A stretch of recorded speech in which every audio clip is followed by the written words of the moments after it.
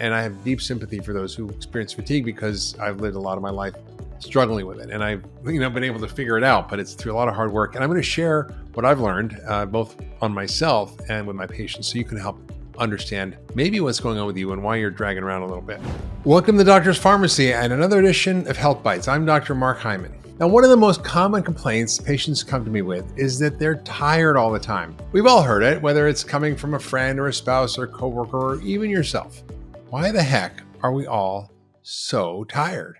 Well, there's a lot of reasons, but the worst part is that so many of us think that feeling tired is a normal part of life. We try our hardest to push through it. We douse ourselves with caffeine and sugar to stay awake and get through everything on our to-do list in a day.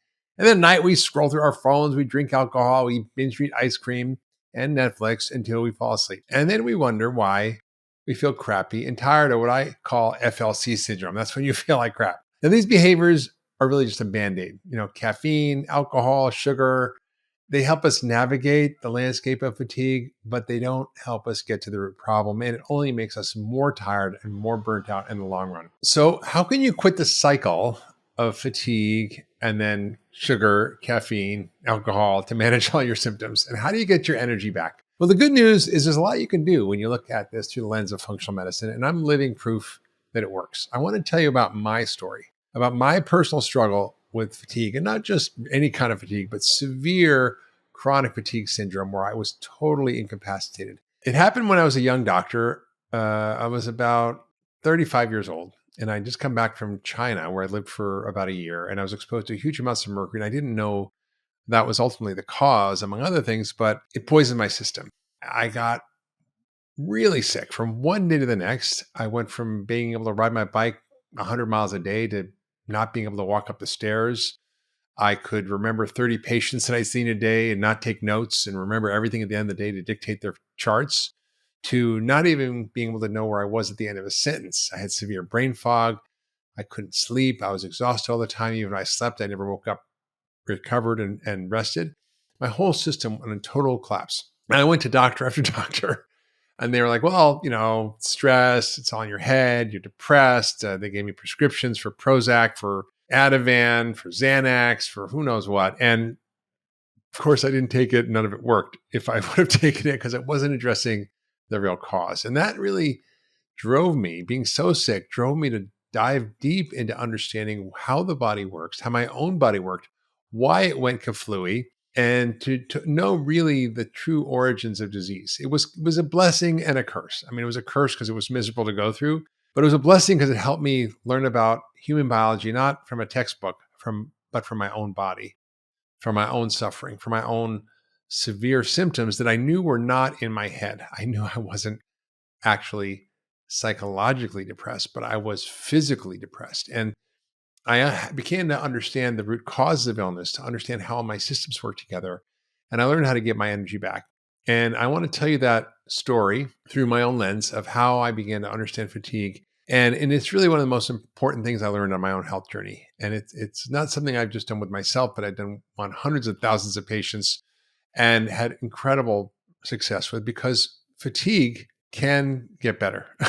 When we understand how our biology works, when we get rid of the bad stuff, we put in the good stuff, when we hunt down and root out all the causes, which are anything from toxins to allergens to microbes to the microbiome to poor diet to stress or lack of things we need to thrive, like the right nutrients, the right food, whole food, the right balance of hormones, light, air, water, sleep, movement, exercise, restoration, deep relaxation, community, love, meaning, purpose. These are all the ingredients for health. When we don't have enough of those, and we have too much of the bad stuff, none of the good stuff, then our bodies dysfunction. And the goal of functional medicine is to get your bodies functioning again, hence the name. So one of the things I want to dive into today is one of the key factors that's driving fatigue for most people. Now, it all starts with your mitochondria. So what exactly are your mitochondria, and what is the meaning of these little things? And it's a big medical word, but it's really important to understand, because this is the source of your energy. This is the source of all the power that drives everything in your body, including your brain, and it reflects itself in your energy levels. Now, these tiny little energy factories inside our cells, and there's hundreds of thousands of them in every single cell, they have a really important job, and they basically convert the food you eat and the oxygen that you breathe into energy that your body can use in the form of ATP. That's your gasoline. And it's so critical. This process of converting food and oxygen into energy is the fundamental process of life. Let's just sort of dive into a little bit of background on mitochondria. Now, each cell has hundreds of thousands of these little energy factories, and they're extremely sensitive to all kinds of insults. So there's a lot of things that can screw them up. They exist in great numbers, especially in a lot of the active organs like your brain and your heart, and also in your muscles because they need a lot of energy. Our mitochondria are where our metabolism happens. When we say metabolism, that's what we mean. Basically, the metabolism is the biochemical process of running your life, essentially. And there's millions of chemical reactions in it, but the fundamental core is this process of extracting energy from food and combusting it with oxygen inside your cells in the mitochondria to make energy in the form of ATP, which is essentially the gasoline that powers all of our cellular functions. So what happens when our mitochondria become damaged? Well, that's what happened to me, and it was a disaster. I just couldn't do anything. I couldn't think. I couldn't move. I was exhausted all the time. I felt like I was walking through hair gel. It was awful. And I have deep sympathy for those who experience fatigue because I've lived a lot of my life struggling with it. And I've been able to figure it out, but it's through a lot of hard work. And I'm going to share what I've learned, both on myself and with my patients, so you can help understand maybe what's going on with you and why you're dragging around a little bit. How do you get more energy? How do you protect your mitochondria? How do you either prevent yourself or actually fix the whole problem of being tired and burnt out? Well, first, you got to get to the root cause, and it's different for everybody, right? So ask what could be damaging your mitochondria. Now, you need to sometimes do some digging. But if you know you're eating processed food, you're not exercising, you're smoking and drinking too much, I would start there, right? You pretty much figure out the cause. Or if you're nutrient deficient or you're not taking a multivitamin, there's a whole bunch of things you can do that are low-hanging fruit that will help your mitochondria. But sometimes you need lab testing to figure out what's driving your symptoms. And the problem is most conventional doctors don't do comprehensive testing, which includes inflammatory markers, nutrient levels, heavy metals, thyroid testing, autoimmune markers, and more, all of which can help you get to the root of your fatigue. And essentially, that's why I co-founded this company, Function Health, which tests over 110 biomarkers and twice-a-year testing and provides a comprehensive roadmap to help you find the root cause of what's happening beneath the surface. And you can go to functionhealth.com/Mark. There's about 50,000 people on the membership rolls now. We have about 200,000 people on the wait list, but you can jump the wait list using that code, functionhealth.com/Mark. Now, some biomarkers we test are important, and they can help really pinpoint the cause of your fatigue. The first is HSCRP, or C-reactive protein. This measures inflammation. So it can be from any source, but it tells you there's inflammation. Also, your cellular blood count, your white cell count, can give you a clue about infection. We might see Lyme disease in the testing. Heavy metals, we check lead, mercury. We look at cortisol for adrenal function to see if your cortisol is low or high. We look at thyroid hormone, which is key to metabolic health and mitochondrial function. And if you have low thyroid, which is very common, about 1 in 10 men and 1 in 5 women, it's a big factor. We'll also look at metabolic dysfunction and insulin resistance, which we measure through looking at glucose, fasting insulin, which never gets measured, leptin, A1C. We also check nutritional deficiencies, including omega-3s, magnesium, zinc, iron, B vitamins, vitamin D, which are really critical for running your mitochondria. Now, you don't have to get your testing done to start changing your health to improve your energy levels, but it can help really speed up the process of figuring out what's going on and what to focus on. For example, if you have a lot of inflammation, you got to address that. Or if you're nutritionally deficient, you can fix that. Or if you're metabolically dysfunctional with prediabetes, you can fix that. So how do you start to unpack all this? Well, I want you to take stock of your lifestyle and your diet and your habits. Keep a diary. What does your diet look like? You find yourself reaching for carbs and sugar throughout the day. Write down what you eat in the day and record how you feel. What does it make you feel physically, mentally? Do you have mood changes? Do you feel more stressed? Do you feel more anxious? It's going to help you get a better handle on how your diet quality affects your energy. Also, then you can start to make changes to your diet when you start figuring this stuff out, right? And see what happens. Most people don't realize that you're just a few days away from feeling better if they address the root causes and they switch up their diet. And I do these programs all over the world, these longevity programs called Young Forever. There's retreats. I do them in Ibiza. I do them in Europe, some in America. And it's amazing. In just a week or even 5 days, people's energy level will dramatically change just switching off their processed or their typical inflammatory diets to an anti-inflammatory diet. So how do you do that? You want to eat real, nutrient-dense whole food whenever possible. Get rid of all the ultra-processed food. Load up on colorful, low glycemic, polyphenol-rich veggies and fruits that are rich in fiber and antioxidants. These are full of these phytochemicals, which are essentially the most powerful antioxidants. They help protect your mitochondria from oxidative stress. For example, elagitannins, which is a polyphenol found in pomegranates, raspberries, and strawberries, are transformed by your microbiome into this super powerful active compound called urolithin A. Now, most people have lost the bacteria to do this conversion, and you can actually take urolithin A as a supplement, which I do every day. Now, this helps maintain mitochondrial quality control. It regulates what we call mitophagy, which is the removal of damaged mitochondria and recycling repair system. It also feeds your good microbes.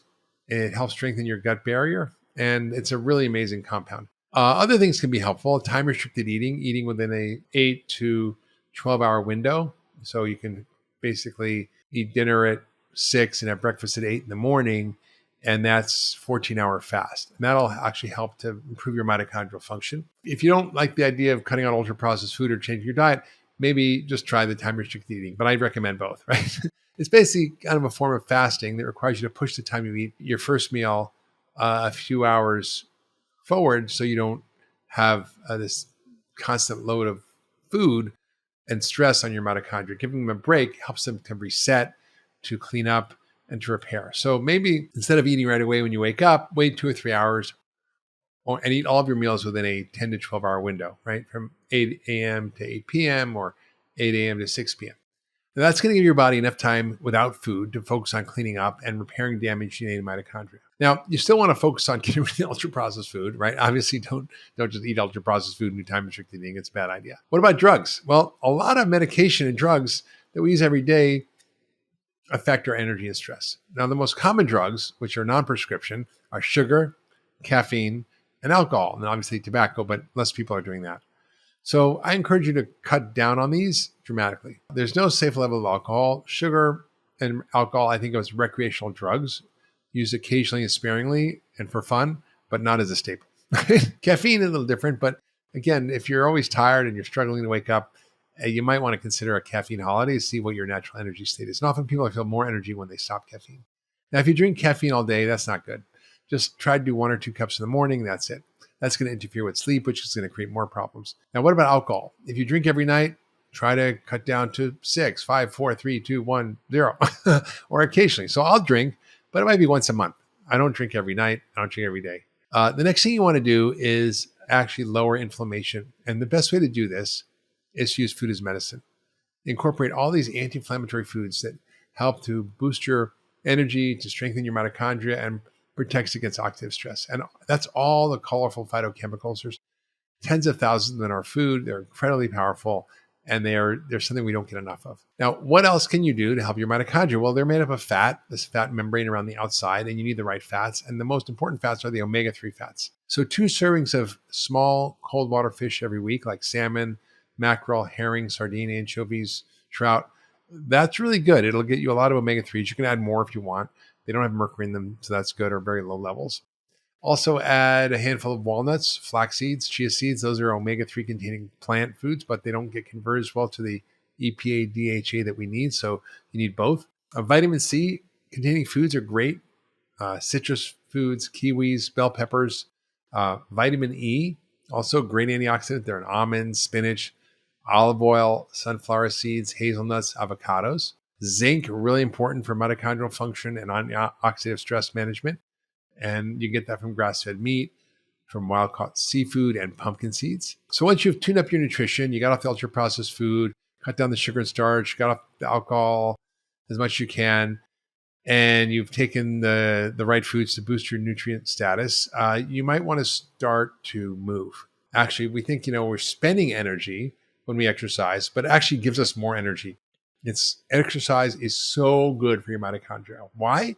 Well, it boosts something called mitophagy.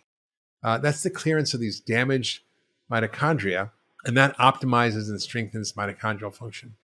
It combats aging and age-related diseases. So exercise is the best therapy for your mitochondria. It produces the release of something called exerkines, right? Those are cool. You never heard of those before, right? They're signaling molecules that our tissues secrete in response to exercise. So when you exercise, you're producing these beneficial compounds called exerkines that have a positive influence on our biology, including making new mitochondria. So these exerkines help you make new mitochondria. Now, what kind of exercise should you do? There's all kinds, but you need all of them. Aerobic or cardio, high intensity interval training where you're doing like wind sprints, and strength training or resistance exercise are all really important for strengthening and improving the function of our mitochondria. And it also does a lot of other things, right? It boosts our muscle strength, it boosts our metabolism, our endurance, makes us be able to do more stuff.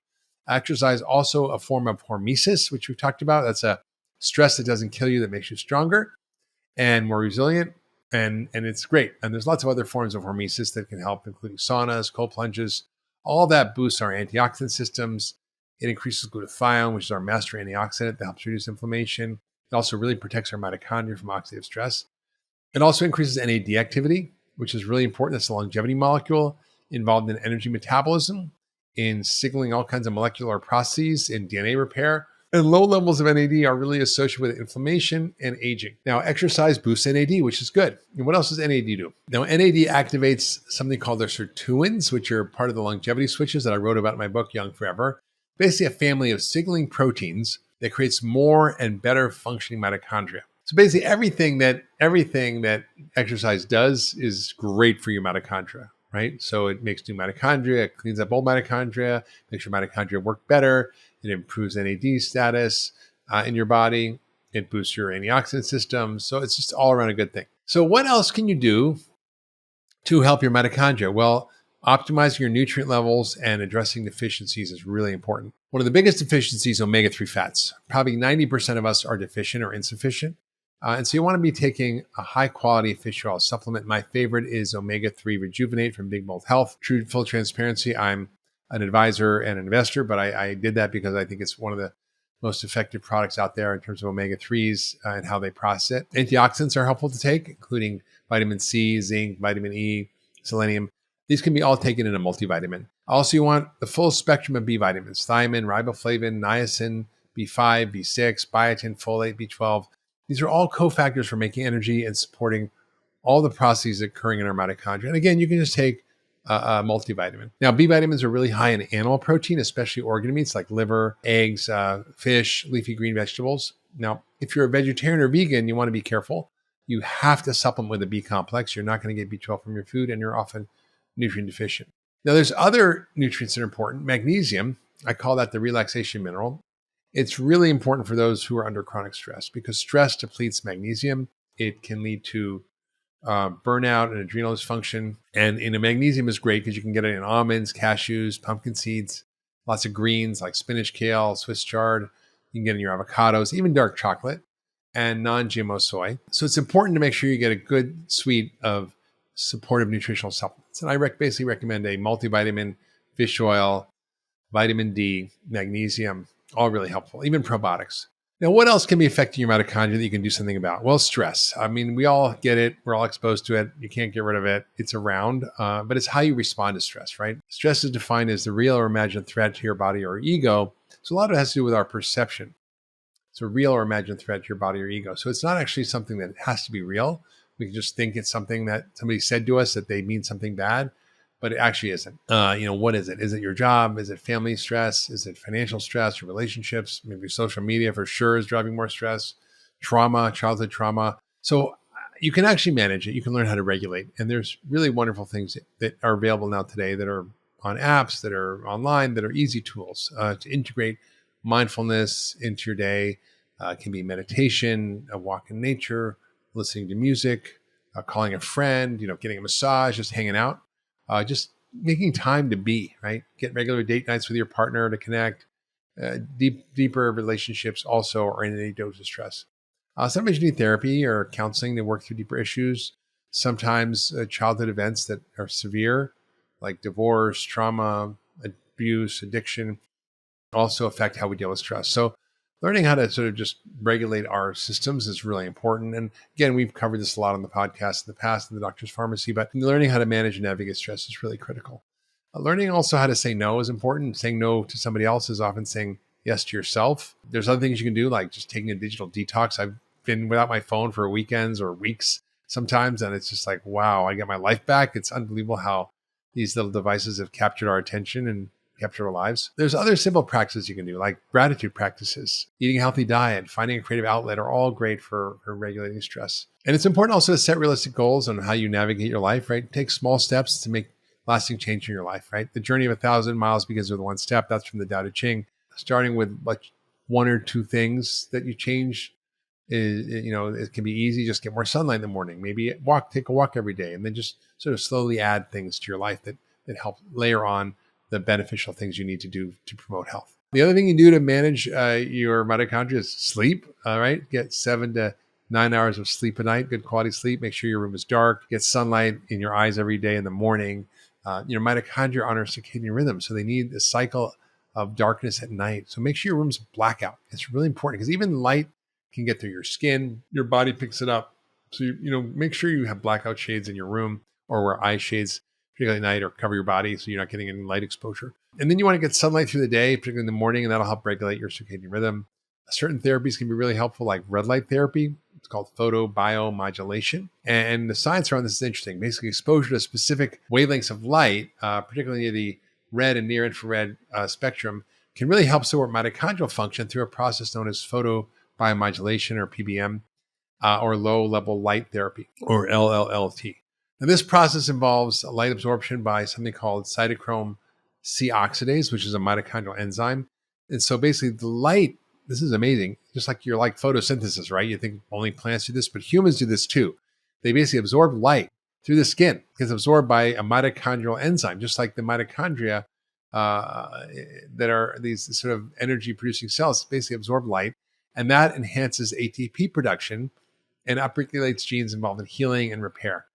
And what do you get when you do that with the light? Well, you get more energy metabolism, less inflammation, better tissue repair. You get protection against oxidative stress, lots of good things. Also, you can just go for a walk outside if you're feeling tired during the day. That's really nice. You can do that, get some light. And lastly, I want to focus on some other key things you can do. There's really important mitochondrial protective and energy boosting nutrients. I use these personally. I've had mitochondrial injury. I take good care of my mitochondria. And these nutrients provide lots of additional energy and mitochondrial support, along with a whole food, plant-rich diet. So what are the top ones that I recommend? Well, acetyl L-carnitine. Carnitine is critical in fat metabolism, and there are lower levels of carnitine in chronic fatigue patients than in healthy people. When you take adequate carnitine, it supports the transport of fatty acids into the mitochondria for energy, so basically burning energy. Another important nutrient is alpha-lipoic acid. It's a powerful antioxidant, probably one of the most important ones in the body. It also promotes mitochondrial biogenesis, making new mitochondria. It improves your insulin sensitivity and lots more. Another key mitochondrial nutrient is coenzyme Q10. Low levels are associated with fatigue, with mitochondrial dysfunction. So getting adequate CoQ10 is important. Another key nutrient is N-acetylcysteine. This is a precursor to glutathione. We also call it NAC, or NAC. And that can help really reduce oxidative stress and mitochondrial dysfunction. You also want to be on a B complex, as I talked about before, because the B vitamins are the critical cofactors for making energy and supporting all the processes in our mitochondria. You also want to take magnesium. I like magnesium glycinate. It's the relaxation mineral, helps combat stress. It boosts energy production, helps insulin sensitivity, and also many other things. So the other thing I would take is a fish oil. And I mentioned the omega-3 Rejuvenate from Big Bold Health, but omega-3 fats are really important for the cellular membrane function of your mitochondria, because your mitochondria also have membranes, and they need the right omega-3s to regulate inflammation and many other factors. What other cool things have I learned about mitochondria? And then what do I take myself? Well, I definitely take something called MitoPure, which is the first product to unlock a precise dose of purified urolithin A. That's what I was mentioning before from pomegranate. It's gut microbiome, if it's a healthy one, converts that into urolithin A, which most people can't do. And when you have enough urolithin A, it revitalizes the mitochondria, it supports your cellular health, and I take it every day. You can try to boost it naturally, but only about 15 to 40% of people have the gut microbiome to produce it from the ellagitannins in your food sources. So you probably need to take it. Another good product is MitoPQQ from Designs for Health. It's a supplement that supports optimal mitochondrial biogenesis. It's a critical process for promoting healthy aging and energy production and oxidative stress regulation. Also, another product I like to use is mitochondrial NRG, like energy, but NRG, also from Designs for Health. It's kind of like a multivitamin for the mitochondria. What about NMN? It's a precursor to NAD. I also take that. It's really critical for energy production, for DNA repair, for cell signaling, for mitochondrial function, reducing oxidative stress, and boosting longevity. It's really important. So when you supplement NMN, it can boost NAD levels in many organs and tissues, including the liver, the muscle, the brain. It improves mitochondrial function. It improves energy metabolism and cellular health. In fact, in animal studies, NMN has demonstrated the ability to extend lifespan, to enhance cognitive function, to provide protection against age-related diseases like diabetes and heart disease and neurodegenerative disorders. Now, there's a lot of human studies still needed, but the initial research is pretty impressive that it could offer pretty good benefits by just taking NMN, including all the things we just mentioned: metabolic health, cognitive and physical performance, energy levels.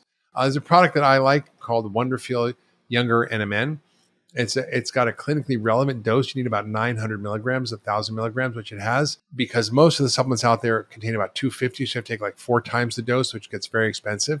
And this is a research-backed product that supports healthy NAD levels. I think we're going to go through all the research. We're going to link to it in the show notes so you can go through that. I also recommend, if you're trying to find these products, you can go online, but I've curated them all in an online store, which I use for my patients. You can access that. It's just go to drhyman.com and get the link to the store, and you can just check out all these things and read about them and get them if you want to. Although, there's no attachment here to where you get them from. If you're feeling tired all the time, it's not that something's fundamentally wrong with you, right? It doesn't have to be this state that you have to live with and adapt to and endure, right? It's often caused by things we have control over. It's our diet, it's lifestyle, it's the stress we're under, it's environmental toxins that can be addressed. That all these things drain our energy levels. The good news is most of these factors are within our control. And we have the power to reclaim our energy at any age by making small, meaningful adjustments to our everyday lives, which can lead to significant improvements in our energy over time. And I've done this myself. I continue to learn about how to do this. I'm constantly improving my mitochondria. And in fact, sometimes I feel like my whole life is about my mitochondria, but I'm getting them to work better. But it's essentially a critical factor, because at the end of the day, your mitochondria determine the quality of your life, the quality of your energy, the quality of your health, and your longevity. So it's important to learn about them, take care of them. And thank you for enduring this podcast with me. But it's one of my favorite topics, and I want to make sure you really understood it.